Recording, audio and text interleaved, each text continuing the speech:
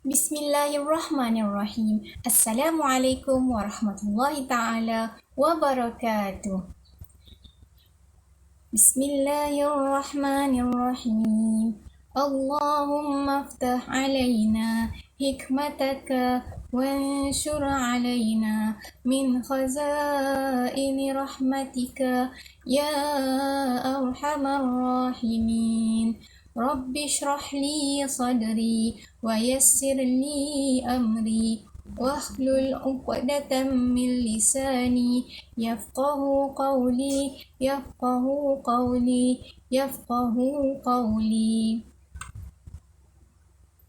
رب اغفر لنا ذنوبنا ولوالدينا وارحمهم كما ربونا صغارا وصلى الله على سيدنا محمد وعلى آله وصحبه وبارك وسلم والحمد لله رب العالمين.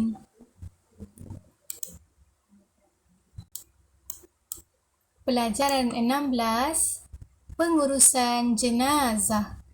Unit 1, konsep pengurusan jenazah. Apa yang dimaksudkan dengan pengurusan jenazah? Menguruskan jenazah dengan cara tertentu mengikut ketetapan syarak. Hukum menguruskan jenazah ialah fardu kifayah. Bukan semua mesti pergi uruskan jenazah. Ada sebahagian orang dari sesebuah komuniti yang turun untuk menguruskan jenazah pun memadai. Apakah dalil tentang perlunya seseorang itu menguruskan jenazah? Diriwayatkan dalam hadis Rasulullah sallallahu alaihi wasallam, "Lau mitti qabli faqumtu alaik." Kalau mampu hafal sampai situ. "Lau mitti qabli faqumtu alaik." "Lau mitti qabli faqumtu alaik." "Lau mitti qabli faqumtu alaik." Jika sekiranya engkau mati sebelumku, nescaya aku akan menyempurnakan jenazahmu. Okey? Faghassaltuki, aku akan memandikanmu. Wa kaffantuki, aku akan mengkafankanmu. Wa sallaitu alaiki, dan aku akan menyembahyangkan jenazahmu. Wa dafantuki, dan aku akan mengebumikanmu. Kalau mampu hafal semua. Kalau tidak mampu hafal sikit je, iaitu lau mitti qabli faqumtu alaik. Jika sekiranya engkau mati sebelumku, nescaya aku akan menyempurnakan jenazahmu. Kalau tidak mampu juga hafallah bahasa Melayu dia. Tapi kalau boleh, hafal penuh lah. Ya? Sebab kamu tidak hafal yang pendek tu. Sebab kamu tidak hafal yang bahasa Arab tu. Jadi, tapi kamu mau cuba hafal yang bahasa Melayu. Kalau boleh, kalau hafal bahasa Melayu, terus hafal penuh. Jika sekiranya engkau mati sebelumku, nescaya aku akan menyempurnakan jenazahmu, aku akan memandikanmu, aku akan mengkafankanmu, aku akan menyembahyangkanmu, dan aku akan mengkebumikanmu. Itu yang bahasa Melayu lah. Yang bahasa Arab, lau mitti qabli faqumtu alaiki, cukup. Baik, kelas.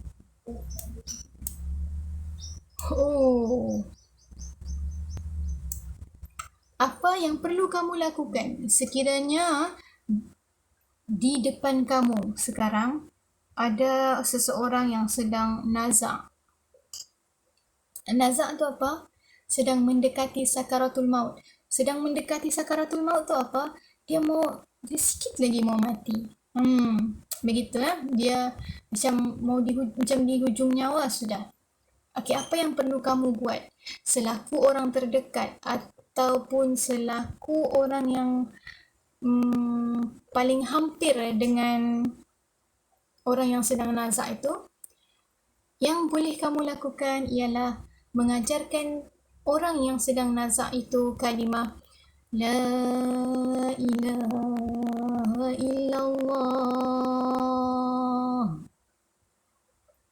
Okay, ajar. dengan cara yang lembut, bukan la ilaha illallah, la ilaha illallah, la ilaha illallah, la ilaha illallah. Bukan begitu, bukan begitu cara dia. Dengan cara yang lembut. Ya? Pelan-pelan, satu-satu. Okey? Yang seterusnya, bila nampak orang sedang nazak, kalau boleh buat. Jika sekiranya tidak boleh, tidak semestinya kena buat. Okey? Ingatkan pesakit tu agar bersangka baik dengan Allah.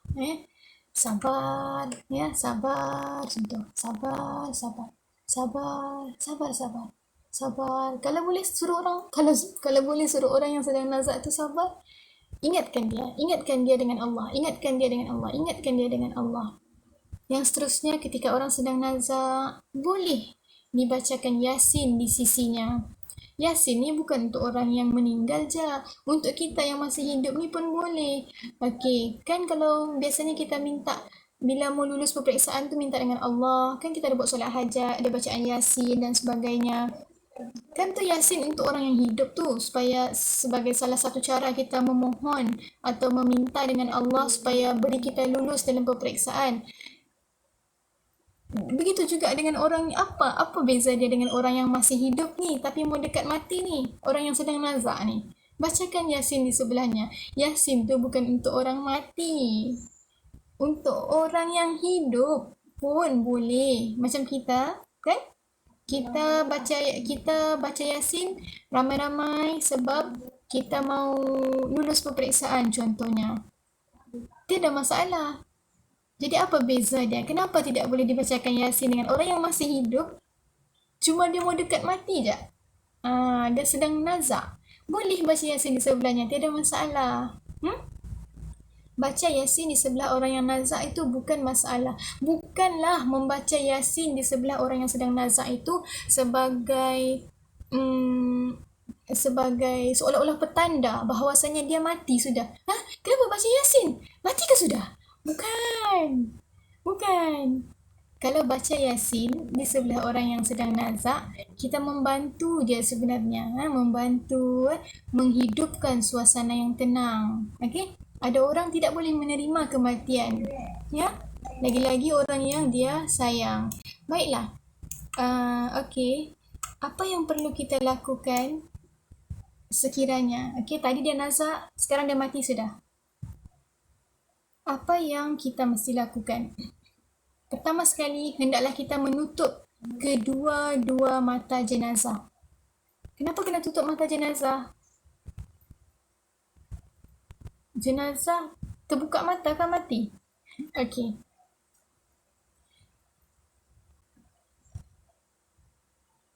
Apabila seseorang itu sedang nazak, disusuli dengan dia menghadapi sakaratul maut tu, nyawa ditarik ya.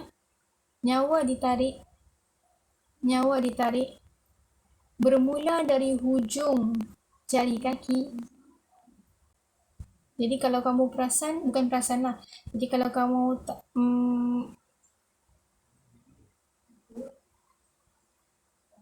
kamu boleh baca dari kejauhan. Benda pertama yang akan dia bukan krem lah, tapi dia akan mula-mula kalau kaki kita biasanya kalau kita baring, kaki kita standard begitulah kan. Standard kaki tu macam biasa lah kan. Tegak dia macam biasa. Tapi apabila nyawa mula ditarik, kaki kita akan tu permulaan tarik nyawa tu sangat sakit ya. Sakit. Nyawa ditarik tu sakit. Tarik bermula dari bawah kaki. Naik ke atas.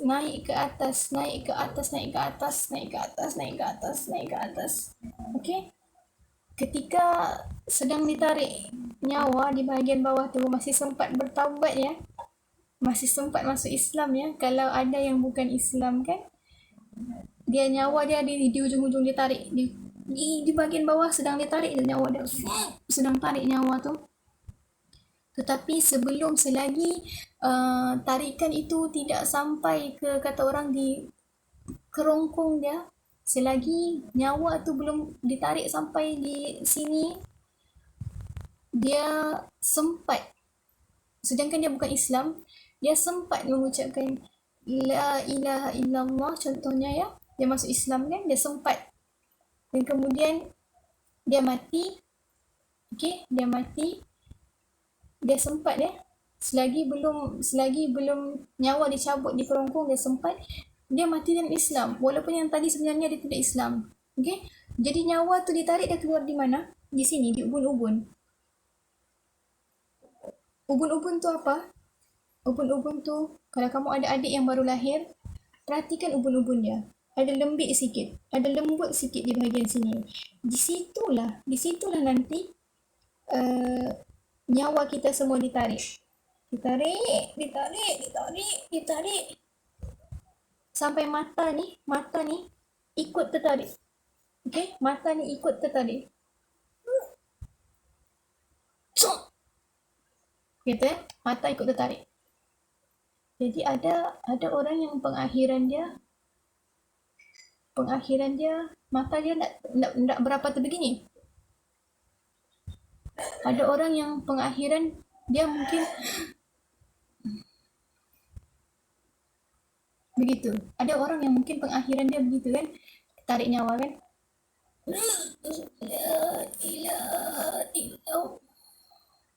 Ada orang yang dia mati, mata dia begini. Begitu. Ada orang yang mungkin dia ditarik, nyawa dia ditarik dalam keadaan jadi dia akan, mata dia terikut, jadi dia mati begitu. Sebab nyawa tu ditarik sangat. Lain orang lain cara mati ya. Lain orang lain cara mati. Ada yang ditarik, mata dia tidaklah sampai macam ni. Tapi ada yang ditarik, mata dia sampai terikut. Mau cakap betapa mati tu begitulah kan. Jadi benda pertama yang kamu mesti lakukan apabila kamu bertemu dengan jenazah ialah tolong tutup kedua-dua belah mata jenazah. Ya, tolong tutup. Ya, pengakhiran bukannya tutup mata jenazah tu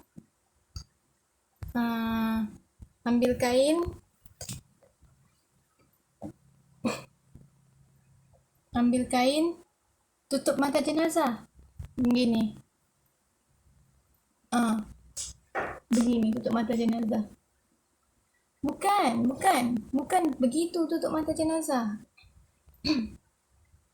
Yang dimaksudkan dengan tutup mata jenazah ialah tutup kan dia tadi begini, tolong usap sampai tertutup. Okey, sampai tertutup mata jenazah tu. Okey, yang pertama bila jumpa jenazah, bila jumpa orang depan kamu, okey, bila depan kamu ada orang terdekat yang meninggal, pertama tolong tutup mata dia. Yang kedua, tolong buat apa? Tolong ikat dagu jenazah. Ikat tu pula macam mana guys? Ikat tu bukan ikat macam ni ya. Ikat tu bukan ikat macam ni. Ikat dagu jenazah. Okey? Ikat dagu jenazah.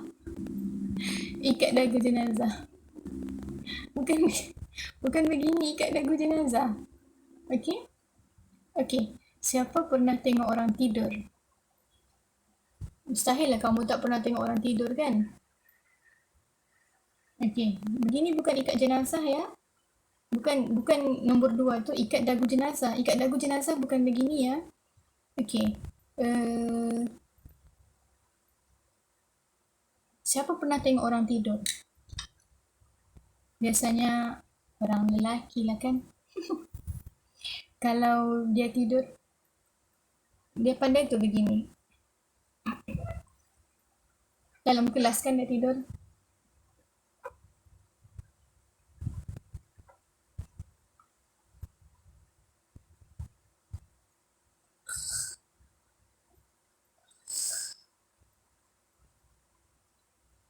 terengah-engah.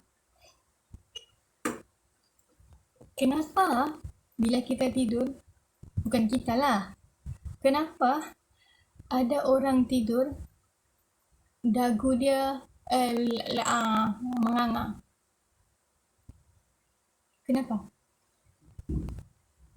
Sebab pada waktu itu rahang kita tidak lagi dipegang oleh muscle. Okay, di sini ada satu muscle yang memegang rahang kita, satu muscle yang menyebabkan, satu muscle yang alhamdulillah Allah kurniakan kepada kita untuk mengunyah makanan. Sekiranya tiada muscle tu, kita tidak dapat membuka mulut kita. Kenapa mulut kita boleh begini, boleh bercakap, boleh bergerak? Kenapa mulut kita boleh? Ya, boleh Allah kurniakan. Okay, boleh bercakap dan seumpama dengannya. Kenapa boleh? Kenapa boleh? Sebab adanya muscle yang memegang rahang kita. Sedangkan apabila seseorang itu sudah mati, muscle itu tidak lagi berfungsi. Muscle itu tidak lagi berfungsi. Dan apa yang terjadi ialah rahang akan jatuh dengan automatik. Dan tidak boleh diketok sebab tidak ada lagi muscle yang memegang. Sebab tidak ada lagi muscle yang memegang rahang kita. Jadi dia akan sentiasa terengah-engah, terbuka. Jadi sebagai orang yang hidup, apa yang mesti kamu lakukan ialah tolong ikat dagu mayat.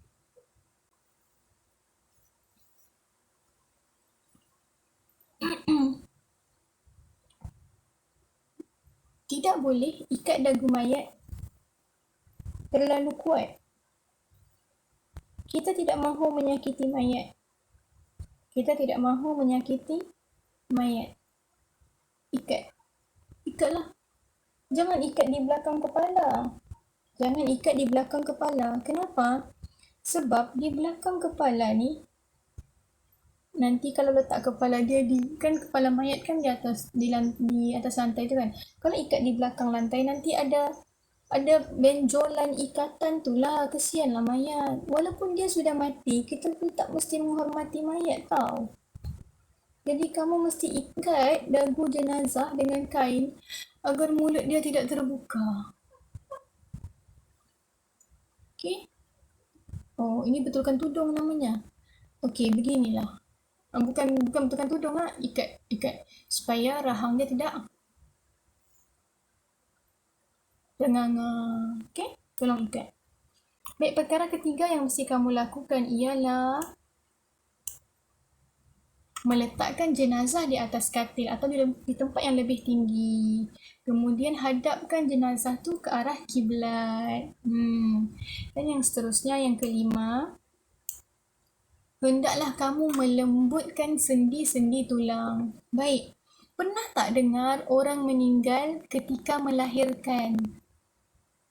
Okey, melahirkan tu sahaja sudah cukup sakit. Apatah lagi sakaratul maut. Lebih lagi. Okey? Jadi, ditakdirkan ada seorang wanita yang meninggal ketika sedang melahirkan. Bila kita sakit, tangan kita automatik akan begini. Ditakdirkan kita mati ketika kita sedang begini. Sakit. Salah, mata beginilah. Begini, mata begini. Tangan begini. Mata begini. Kuat sangat. So, terlampau sakit. Mungkin dia meninggal semasa melahirkan kan tadi kan? Okay, dia pun meninggal. Mata dia sudah ditutup. Tangan dia pula begini. Alahai. Selaku orang yang paling hampir dengan jenazah, apabila dia baru sahaja menghembuskan nafasnya yang terakhir, perkara pertama yang mesti kamu lakukan ialah melembutkan sendi-sendi tulang. Melembutkan sendi-sendi tulang. Dia mati dah kan tadi? Dia mati.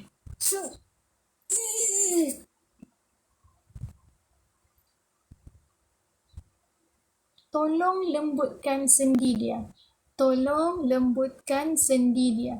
Buka jari dia satu-satu. Luruskan jari dia. Buka jari dia yang kedua. Luruskan jari dia. Buka jari dia lagi satu. Buka. Tak mau terbuka sudah. Lambat kan? Mungkin lambat tadi kan? Tak apa. Pelan. Lembut. Luruskan jari dia. Okey. Makin lama makin susah. Ya, dia memang begitu. Sebab tu, bila orang sudah meninggal, cepat-cepat luruskan sendi dia. Okey. Bismillah. Okey, jadi jari dia begini sudah. Jadi ada dua mayat. Yang satu ditolong, dia punya sendi kamu tolong lembutkan. Yang satu, jenazah yang satu kamu tidak lembutkan sendi dia. Okey, lepas dia meninggal tu kamu tidak lembutkan sendi dia. Kamu tidak buka sendi dia. Bila dia meninggal tu kamu tidak tolong buka cepat-cepat. Kamu buka lambat. Apa yang berlaku? Bezanya mayat yang ini dengan beza mayat yang ni. Bila mayat ini dimandikan, air, okey, bila memandikan mayat, air mesti rata seluruh badan. Yang ini, air senang lalu. Betul? Yang ini, macam mana air mau lalu ni? Dapat bayangkan tak macam mana air mau lalu? Di mana air mau lalu? Oh, ada cincin lagi pula. Aduh, macam mana ni? Susahlah. Sedangkan air mesti rata. Okey, jadi bila jumpa mayat, benda yang kamu mesti lakukan ialah lembutkan sendi tulang dia. Tolong buka. Okey, mana-mana yang contohnya ada orang meninggal kerana aksiden, terlipat sana, terlipat sini, ataupun meninggal dalam tidur. Dia pula tidur begini. Dia tidur begini. Lepas tu tidur begini, lepas tu meninggal. Macam mana? Tidur begini lepas tu meninggal? Macam mana mau buka tu? Ingat senang ke mau buka lipatan yang sudah tidak boleh dibuka? Susah. Jadi bila baru meninggal tu, masih awal lagi, masih lembut lagi, masih boleh diitukan lagi. Okey, yang seterusnya yang keenam ialah meletakkan tangan jenazah. Okey, sembahyang. Allahu Akbar. Kita letak tangan kita di mana? Di area situ kan. Jadi letaklah letaklah tangan jenazah tu seperti mana kita letak tangan kita di antara di mana? Ikut kesesuaian. Ada orang tinggi, dia letak tangan di sini. Ada orang rendah, tangannya di sini. Jadi di kedudukan ataupun di jarak yang bersesuaian lah. Letak tangan macam yang orang sembahyang tu. Okey. Seterusnya yang ketujuh.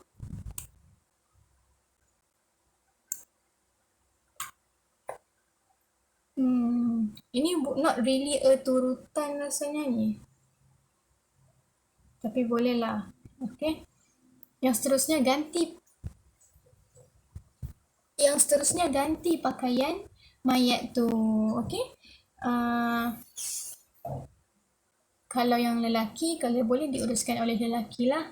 Tapi kalau yang perempuan, kalau boleh diuruskan oleh yang perempuan lah. Ganti pakaian mayat tu, ya. Ganti pakaian tu, biasanya lah orang tidak, okey, kalau kita pakai dan buka baju, biasanya standard dia dapat bayangkan kan?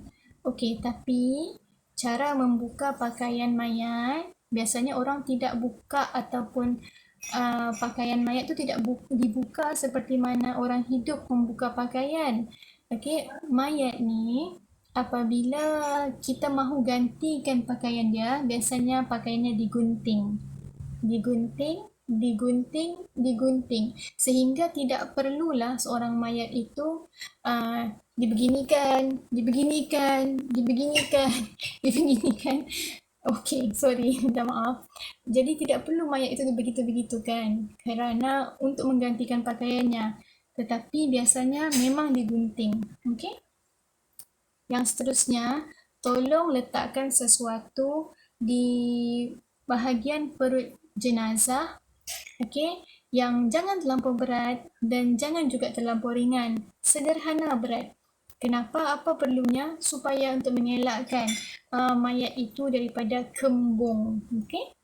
Normalnya ataupun adatnya, apabila seseorang itu meninggal, bahagian perut dia akan mengembung.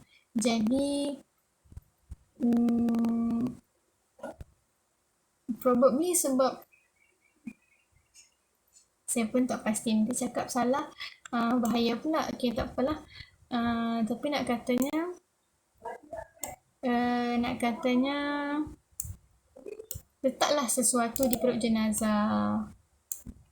Okey, pelajaran kita hari ini sampai di situ sahaja. Kita doakan agar semua sentiasa berada dalam rahmat dan kasih sayang Allah. Sampai berjumpa lagi dalam kelas yang akan datang. Habis kan? Oh, sorry. Yang terakhirnya hari ini ialah adab menziarahi jenazah. Yang pertama, hendaklah kita yang masih hidup ni mendoakan kesejahteraan dan keampunan orang yang baru sahaja meninggal. Yang seterusnya, hendaklah kita mengucapkan takziah kepada ahli keluarga mayat, ahli keluarga si mati, ahli keluarga jenazah, okey? Ucapkan takziah. Yang seterusnya, bantulah keluarga si mati sama ada menyediakan makanan ataupun menyediakan menghulurkan bantuan, meringankan beban dan seumpamanya. Dan yang seterusnya, yang keempat, yang paling penting lah, tidak meratapi. Wah! Kenapa kau mati? Wah! Tidak boleh. Adab menziarahi jenazah, okey? Tidak boleh meratap. Tidak berlaku di tempat kita, tetapi berlaku di negara orang. Kita pernah nampak, Wah! Kenapa kau mati? Wah! Jadi itu memang sikap, bukan sikap, itu memang ya, lain tempat, lain cara kan. Tapi Rasulullah yang pesan, jangan meratapi pemergian. Okay? Redha dengan pemergian. Redha dengan pemergian. Setiap yang hidup pasti akan merasai mati. Kullu nafsin za'iqatul maut. Kamu akan mati, saya akan mati, kita semua akan mati.